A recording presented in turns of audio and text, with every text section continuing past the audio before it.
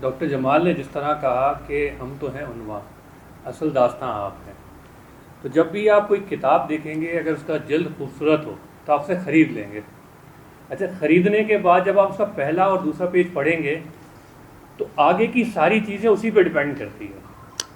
تو یہ ہاسپٹل جتنے بھی ہم نے کھولے ہیں، کتنے ہی خوبصورت بنا دیں، جب لوگ اس کے اندر انٹر ہوتے ہیں، آپ کا انٹریکشن ہوتا ہے، وہاں سے داستان شروع ہوتی ہے.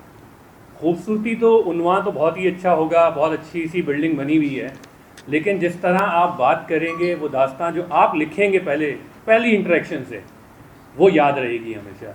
وہ کہتے ہیں نا کہ اگر کسی نے کچھ کہہ بھی دیا ہو تو وہ الفاظ یاد نہیں رہتے، وہ لہجہ یاد رہ جاتا ہے. تو ہمیشہ یاد رکھیں کہ ہم جو کریں اس کا ایک ویٹیج ضرور ہوگا، لیکن آپ جو کریں گے وہ لانگ لاسٹنگ ہوگا. تو آپ نے اپنی جو چیزیں ہیں اس کو لے کے چلنا ہے، اور اسی کے ساتھ ہمیں ادارے کو آگے لے جانا ہے. ہمیشہ ایک بات یاد رکھیے گا، جب بھی صحرا میں کوئی پھول کھلتا ہے لوگوں کو لگتا ہے کہ نخلستان بن گیا ہے، لیکن مجھے یہ لگتا ہے کہ وہ امید ہے. یہ امید ہے کہ یہ زمین زرخیز ہے.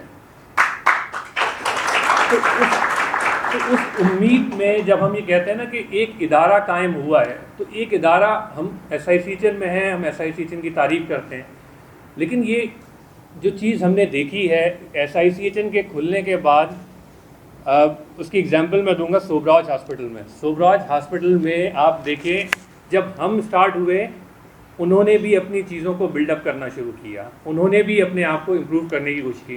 تو وہ جو پودا تھا جو صحرا میں کھلا وہ ہم تھے، لیکن اس کے ساتھ ساتھ وہ جو زرخیزی موجود تھی اس میں پانی ڈلنا شروع ہوا اور وہ بلڈ اپ ہونا شروع ہوا.